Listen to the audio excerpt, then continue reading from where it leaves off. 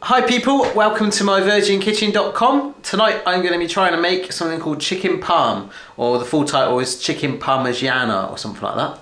I've had the enjoyment of having this meal before when I used to work in America over the summer. My host family, Cindy and Sammy, hello, and her mother actually popped over, Joanne, and made this meal for us called chicken parm, which was like chicken breast with tomato and cheese on, and it's really tasty, and it doesn't seem too tricky to make, so I'm going to have a go at making it. The only problem is our internet's down at the moment, so I had to quickly scribble down the recipe, and I've only got it on like this piece of newspaper, so that is pretty much a recipe.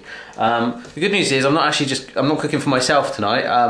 I've had a huge breakfast. I don't normally have fry-up breakfasts, but I decided to go all out this morning and have a breakfast with a couple of friends.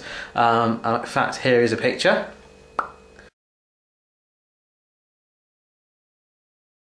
Right, so as you can see, there was a hell of a lot of calories in that, probably enough to keep me going for the rest of the week. But knowing me, I'll probably have a little bit of chocolate later on as a midnight snack. Anyhow, let's get on to the ingredients. What you need is an egg, because you're going to break the egg up and put it into a little bowly thing.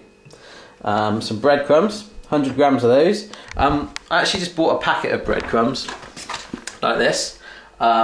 But I don't know whether you could have just got some bread and just blended it up or cut it up really finely, but to me that would have been like really frustrating, so I just bought a packet of breadcrumbs, a bowl of flour, 25 grams, just to scour it round, some chicken fillets, which we're going to flatten so they're only an inch thick. There's probably a hell of a lot there, maybe too many, but never mind. They're going to get dipped into the bowls to get some breadcrumbs on there. I've got a little bit of salad to serve on the side. And I've got some grated, normal sort of cheddar-y cheese there. That's 50 grams. So I've got my grater out and on that one.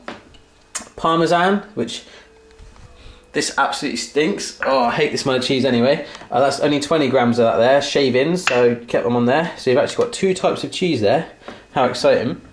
Some chopped onions. That's about half an onion just finely chopped.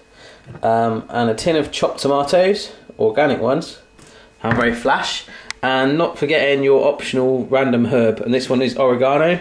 Probably won't make any difference, but I'm going to put it in there anyway, only a teaspoon. So the first thing to do is to get a saucepan on, put a bit of oil in, and shove your onions in with it, just to cook them, and then you're going to put your tin of tomatoes in. So let's see how we get on.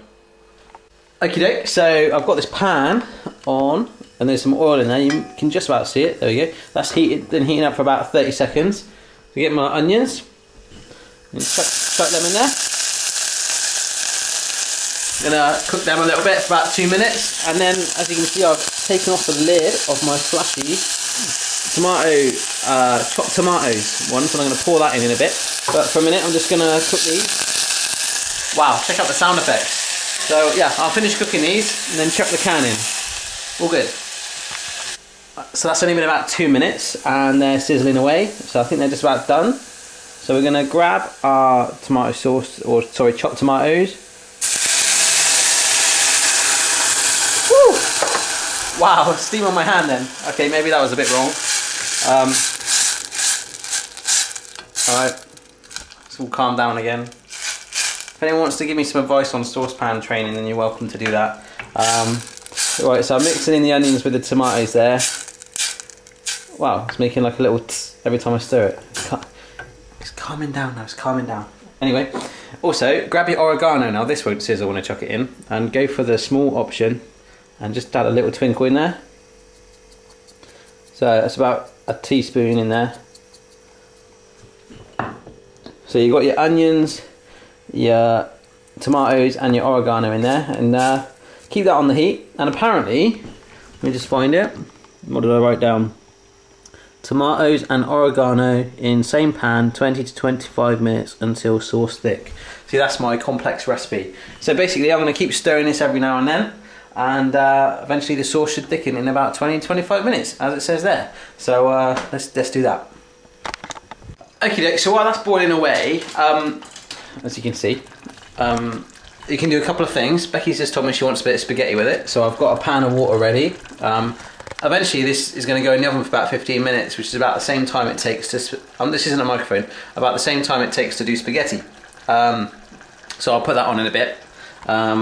This is some chicken breasts, so I've got them out, and they need to be an inch thick, and they were pretty much, but just to make sure, what I did was got my potato masher. It's a bit old school method, I guess, and just squished them down, but it has given like a really cool sort of rippled effect on the chicken. It's cool, kind of looks like an actual fish now. But anyway, that's done. The other thing you need to do is obviously crack your egg, which I'll do now.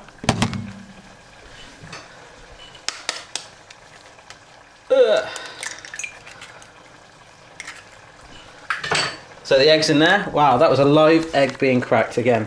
What we do, I should have probably done this, I thought about this, but I've got to mix that together so it's all whisked in and make some sort of battery thing with it. So I'm going to have to do that quite carefully now, but probably would have been better to put it in shove it in a big bowl and just, but never mind, we'll mix that up, and it's all coming together. Okie doke, so here's where we're at. I've taken the tomato stuff off the boil and it's just cooling down, and as you can see, it's nice and thick now. I've got my chicken breasts onto a plate and got out a small roasting tin, which we'll need in a bit. Got a little pan on with some oil, because we need to put the chicken on in a bit. But the most important bit is the funky dipping thing that I've got to do. So, according to the recipe, I had to make sure I've got it in order to make it basically idiot proof. You need to have, dip it in the flour, then the egg, then the breadcrumbs. And then I'm going to cook it on the pan. So I'm going to show you basically one of those. I've got to do that to all 5. Once they're cooked, I'll shove them in there, but you'll see it anyway. So let's get on and see how it goes. So watch this. Piece of chicken in the flour, like that. Flour in the egg, nice. And then in the breadcrumbs.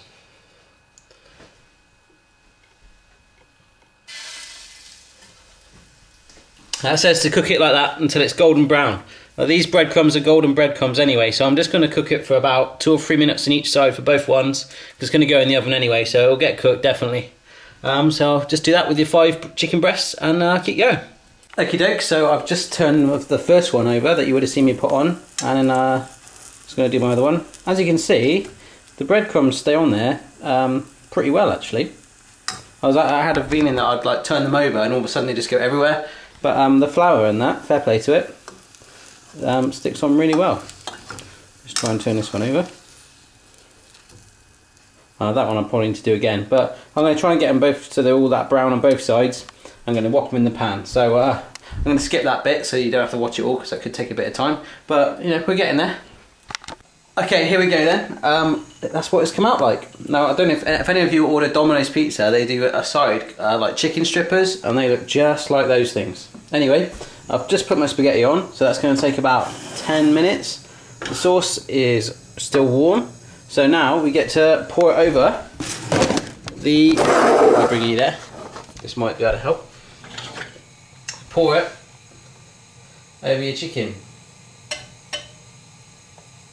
Okie doke, so that's all done. Now you get your cheese. There we go. So spread that all along there. So that's ready to go into the oven. Woo! Right, sorry about the editing there. That was a little bit tricky to do that. So if it jumps a bit, sorry about that. It's hard to do it with one hand.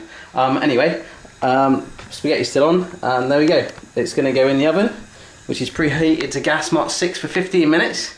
Spin it round, halfway round, so it cooks evenly. I'll do it on the middle shelf as well. So here we go. And it goes. Oh, don't knock me. There we go. In the middle shelf. And spin it around halfway around, so all the cheese will melt and it will be funky. So in the meantime, get your spaghetti ready and your salad, and we'll get ready to plate it up. Woo. Okay, so it's just about time to get out of the oven. Just want to show you, I took the spaghetti off the boil, drained it out, and I had a teeny bit of tomato sauce left over. So I tipped that into my spaghetti and stirred it round, and it's actually kind of cool. Because it came out like this. I plonked it on the plate with some salad, and I had enough room to make myself a tiddy one as well. Yeah, all good. So let's get it out of the oven. There we go, that's what it looks like straight out of the oven. So all that's left to do now is to cut it up and put it onto, I'm going to probably put it on top of the spaghetti, get a bit creative. Alrighty, there we go, and that's what it looks like. Pretty darn good. I'm going to give it a test. I try to eat when I sit down with Becky, so I won't give you the pleasure of seeing me try and eat some food live on camera like I have before. And I'll let you know how it tastes in a video. So see you next time.